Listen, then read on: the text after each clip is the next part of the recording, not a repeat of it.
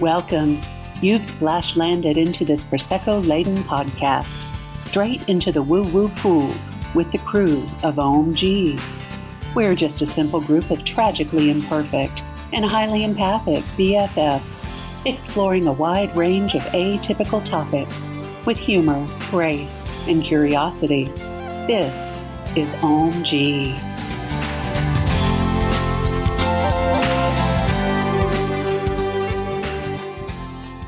Welcome back, everybody.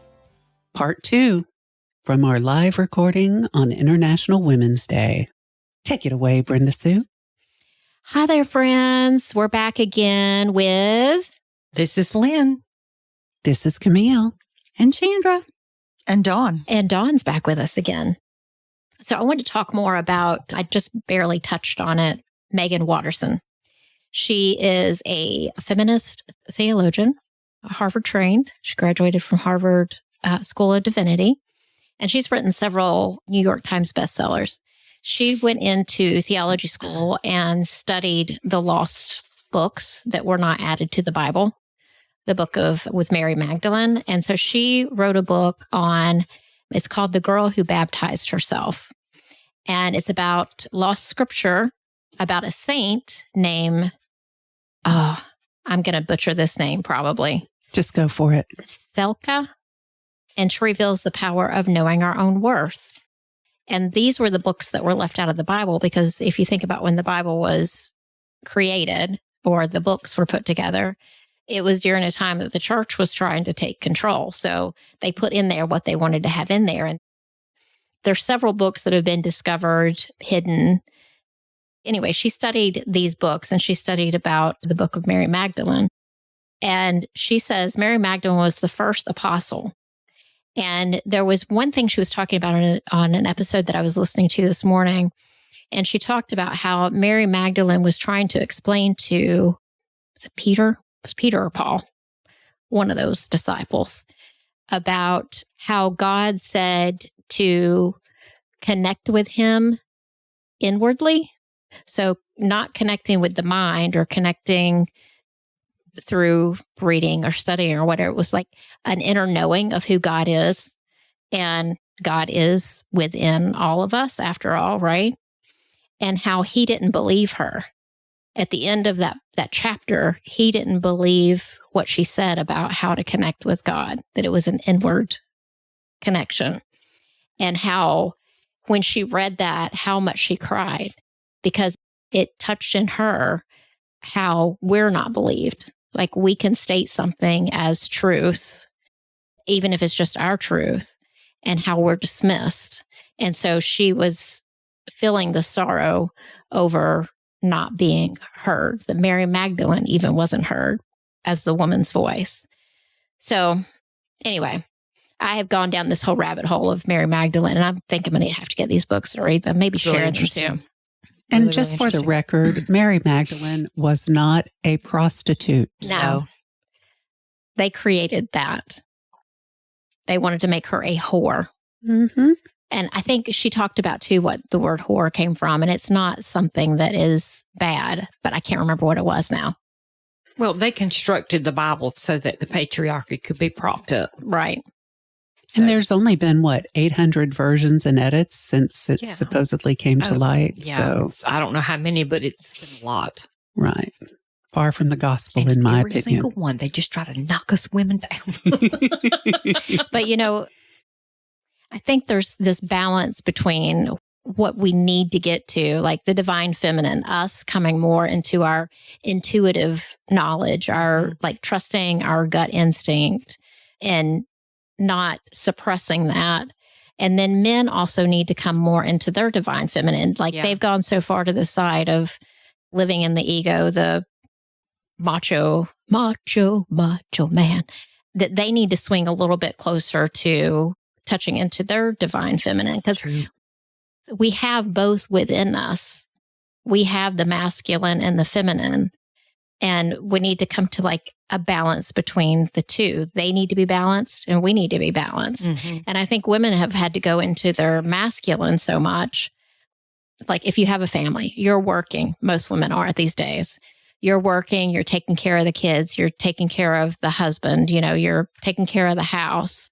And so we have to really, and especially if you're single, you have to do everything for yourself. Mm-hmm. And so you're living in that masculine energy so much that your feminine has been put off to the side. 100%. And it's funny that you say that. I don't know if we were recording when you said this, Brenda, but when you were talking about walking into a room and your power was silent. Mm-hmm. When I do deep sacred healings, I work with the divine masculine and the divine feminine energies to bring that balance back within. And one of the things that I always tell people about that is that your power needs to be balanced with softness, because that's the feminine aspect and the male aspect. Right. And it's just like confidence it's not loud. It's quiet. Yeah. It's not aggressive. It's not aggressive. It's very quiet. And it's just something that you hold within you. So I've been doing a lot of work with women. It's so funny, not funny, because all this is coming up at the same time, but this is something I've been working for the past couple of weeks with women. Same. Yeah. Which is really interesting that that's coming to the forefront right now. And I think it's because it's important, and especially with everything that's going on in the world around us with the energy of war and death. Yeah. Like for us to bring in that soft power. 100%.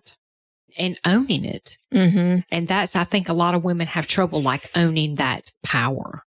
Because power has been equated with something negative. Yes. We've given it away. And now we have to figure out where it is and how to reclaim it. And what does it look like for us? Right. We might not have ever known what it looked like for us before. Right. So we have to figure it out. And especially if you've had your power taken away. Right. If you've been sexually assaulted, if you've been physically abused, if you've been told to sit down and shut up. Check, and check. Yeah. I did. When I grew up, my extended family, I was told a lot. We were told as kids, like kids are to be seen and not heard. And I guess girls especially, because we're just supposed to be like cute and play with our little dolls in the corner. And the boys could be rough and tumble outside. Oh, exactly. Yeah. I had a friend growing up. She and her family were very strict Southern Baptists. And one time went to church with her and her family, just on a lark, whatever. And I kid you not, every woman in that congregation had the highest hair, the biggest earrings, the loudest makeup, and the most bright colored dresses. And I found it kind of fascinating. And later I asked her, if we're supposed to be this quiet, feminine, submissive, what's with all the uber 80s fashion and look? And she said, well, it's kind of like children. Women in the church are supposed to be seen and not heard. So we're going to make damn well sure we are seen. Mm-hmm. They're like birds in a cage, like really pretty birds, but you keep them there in that little cage so you can look at them. Being a quiet complement and helpmate to the man. Right. No thanks. Yeah. Just saying. But back to what we were talking about as far as the projection of strength. Mm-hmm. All the great philosophers, like Lao Tse Tu, Buddha, even Ram Dass, not so ancient, they always promoted the idea of strength coming from softness, of laying low, of being like water, of not being offended easily, of flowing, and just quietly knowing that you're a powerful person. But it's very hard to carry on like that when the rules on the court you're playing on are made up by the men, and it's a power struggle. Well, even like the monks, when they came through quietly. Yes. But with power. Yes. Like from what I've heard, I didn't get to go. But when they came into the area that people were waiting for them, it was peaceful and quiet. Mm-hmm. But there's power in that, the message they were bringing. Yes. Without having to say anything necessarily, just by being. Just by walking and just being. Mm-hmm. It was inspiring. I couldn't go either, but I did follow them and watch, and they didn't have to say anything. It was just, they were in their presence. Mm-hmm. They were in the moment. In the moment, yeah. In the now. Yeah. I got to see them, and when they finally made their trek and came through our city, you would expect the average American crowd to be hooting and hollering and clapping and holding up their phones. It was not. It was quiet and dignified, and they were welcomed in a very reverent, respectful way. Wow. Nice. So I made a little list of things of what we can do to claim back our feminine power. And one of those things is to choose ourselves. Because we don't so often. Right. We don't. We can be unapologetic and own our own worth. We can let go of limitations and step into alignment and step into trust of self. I'm about to start crying. I know. Love it. I don't know. I may have to pass this paper to somebody. I wasn't crying when I wrote it last night. You don't need to prove yourself to anyone. You need to embrace self-care and your power to set your own boundaries. And setting boundaries. Dang, that's a hard one. It is a hard one. And with your family, I've Yes. recently done that. Like I did so much stuff for my kids because that was my way of showing love. But now I'm like, I can't keep doing all this shit. Right. Well, as they say, no is a complete sentence, and it Yeah. doesn't have to be an aggressive no. You can just be like, no, Yeah. Yeah. I'm not doing that today. And that's hard. You're on your own. Yeah. And that's your power, is just to say no. Yeah. Hard to step into. And I don't know why I wrote this, but you have the power to hold on to your power. How crazy is that? When you realize that you have that power to Mhm. hold it. And you've had it all along, just Yeah. like Right. the Wizard of Oz. Yeah. Yeah. Just like Dorothy. And Toto, too. Oh, little chance she just gave you the side eye. Toto looks grumpy. But you know, you do have the power to not give your power away. You have to own it. And the last thing I wrote on my list was owning it does not make you a bitch. Because Right. we've been told that so many times, is that Mhm. when we stand up for ourselves, stop being a bitch. Yeah. I'm not, I can be. Yeah. I have been known to be from time to There time. are times when it is called for. Right. I won't deny it. But just because I own my power or own what I'm doing, it doesn't make me a bitch. Right. And I think that's something that, and I've been called that by women. Do you know what I mean? Like, Yep. I do. and so women shouldn't be, and we talked about this in the first episode, women shouldn't be tearing other women down for trying to hold their power. Mm-hmm. They should be lifting each other up. They should be having conversations like we do within our community Right. and holding people up and embracing the divine feminine energy. And as a woman, when you accomplish something wonderful, lean down and hold your hand out for the next woman or the next generation. exactly. Don't kick the door closed behind you and let out a breath. Help them Yeah. up that ladder. Right. Help everybody below you up another rung, at Mhm. least. And expect it from others as well. Mm-hmm. Yeah. There was something else I wrote that I wanted to say, but my Your chicken scratch. my chicken scratch. But it's just like, you know, love your friends Mm-hmm. and support them. I've had friends in my past who I would say, I'm going to do this, and they would tell me every reason why I couldn't do it instead of telling me every reason why I could. And so I think we just have to step into like showing our support. I mean, if I'm going to jump off a bridge, like maybe y'all say to me, probably not a good idea. Wear some padding. Don't go outside in the middle of the night in your nightgown with a flashlight, Lynn. Don't do it. Well, I did do that last night. But I was looking for that chupacabra or whatever was in my backyard. I was hoping it was the foot. But really, Dawn should have many said, of us you were go, hoping it was Lynn, the you go. No, I'd have been right out there with her if I'd have known she was doing that. I'm your huckleberry. That's funny. That is so funny. I kind of just wanted to say this. We have to really try and figure out how to be supportive of our fellow women folks even more right now, because we need each other really, really bad. And, Mhm.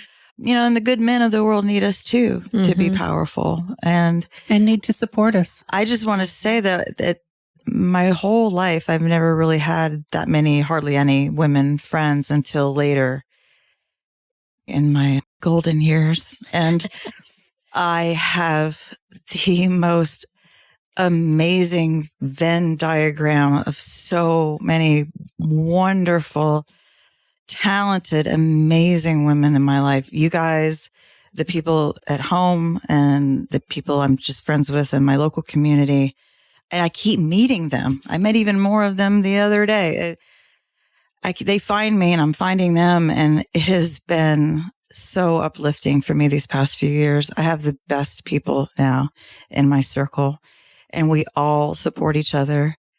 All of us support each other. It's amazing. Don't you find that the more that you ease into who you are, like truly who you are, the more you attract those people into your life? I think that's exactly a big part of it. Yeah. Yeah. Mm-hmm. Thinking about our little community that we've been building through the podcast here, and when we get together and how supportive it is, and it feels like everybody in the group is there to lift each other up and listen to each other and just encourage each other every single time we get together. I feel like maybe the more that you are accepting yourself, the more that you're able to be open to accepting that from other people. I think so. I think that's a part of it. And also it says a lot too, if you do have a male partner, that partner is a really good, supportive, really balanced person that encourages it, which I have that now. Right. I did not always have that.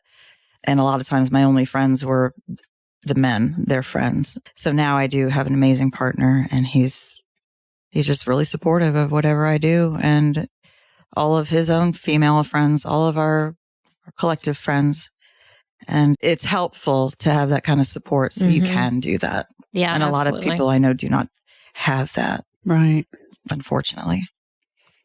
I mean, we've all had starter boyfriends or starter husbands. Starter husbands. And those are just the rocks we trip on to learn more about ourselves and learn more about the universe and who we want to be and what we will not tolerate. Just my opinion. Mm-hmm. Yeah. Well, I think that right now it's up to us women to break all the patterns and behaviors and old beliefs. And it's time for us to step into our power. And it's time for us to lift each other up instead of tearing each other down. It's time to support instead of project our fear onto. It's time to band together instead of fight against. And it's time for us to rise, but we rise together. Yeah. We don't rise by ourselves. Yeah. In quiet power. Yeah. But sometimes I will get loud. I'm just saying. If need be. I try not to, but it's ingrained. Sort of. Kind of. It's pretty great being in a very loud band because whatever unholy rage I'm feeling on a day, I can let it out loudly. It's actually cathartic. Yeah. We have been talking about that with the podcast group. There's a couple of people we want to do like some sort of rage screaming situation. I like it. Yeah. Just screaming can feel really good sometimes. That's why I listen to metal music. And see, I can't stand metal music. It jars me. It disrupts me. Yeah. Calms me down. Yeah. Maybe you got more rage than I got, girl. We be raging over here. I think it's all the fire I have in my chart. Probably. At the end of the day, we don't all want to be carbon cookie cutter versions of each other. Right. It takes all kinds. It takes all temperaments. Yep. It takes all attitudes as long as we are supporting each other and loving each other through whatever the hell we're going through. Yeah. I just had a thought that I'm scared. As you should be. But supportive. And another thing, here's the thing. So I post a lot of really silliness on social media because it's so serious. And I'm just like, I just need to laugh today. And one thing I won't do, or at least consciously do, is even people I don't like in the news, if they're a woman, if they're female, I don't do body shaming. I won't post things about, look at this woman and her lip fillers or whatever. Like, I don't make posts like that, even if it's somebody that I can't stand and I would love to just See them go away. See them yeeted off the planet. But I still am not going to post about their looks or their size or their whatever. Or their I love that word. That just makes me laugh every time. And that's another thing I think we should be conscious of too, is even if it's just snarky and it's something that we've been taught to do to other women to tear them down. And I think even if it's somebody you don't like, it's still, people notice, people see that. Other young girls see that. Other women see that. And maybe it's even more important not to do to the women that you don't like.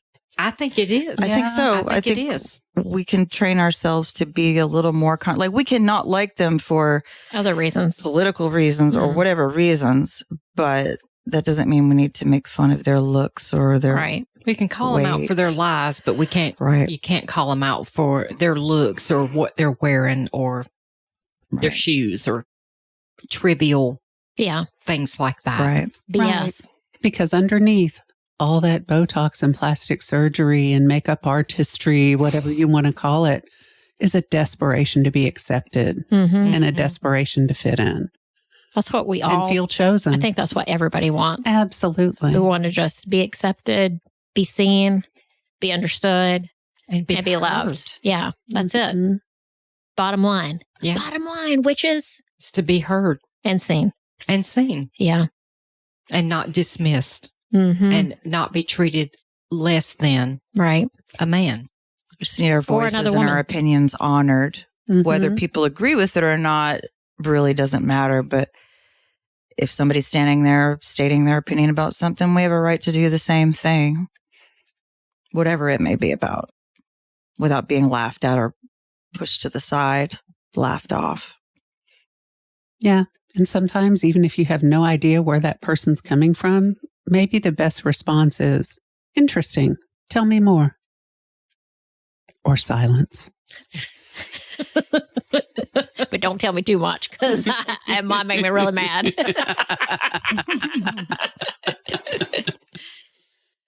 But we need to retrain ourselves sometimes. Yeah.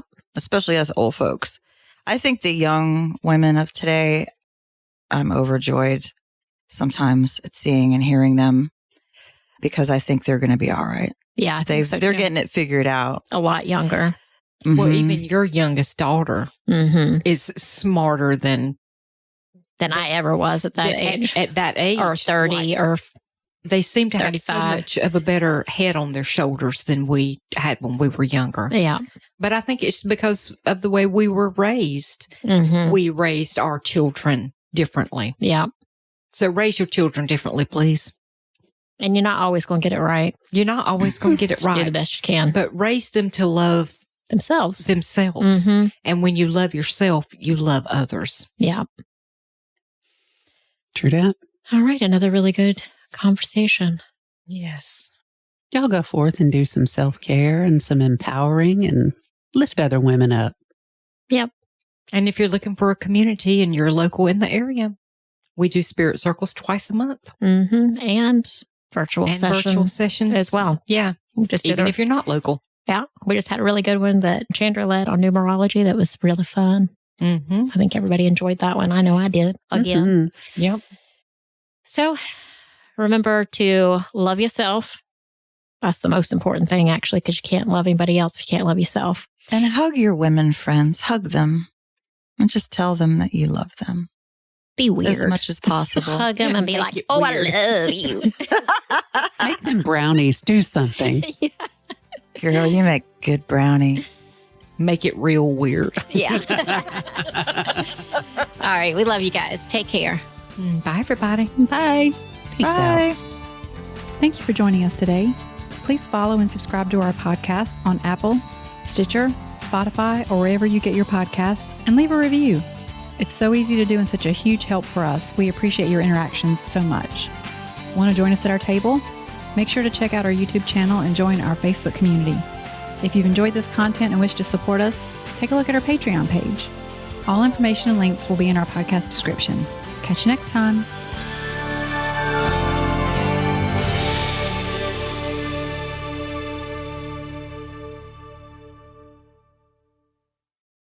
This podcast is part of the Sound Advice FM network.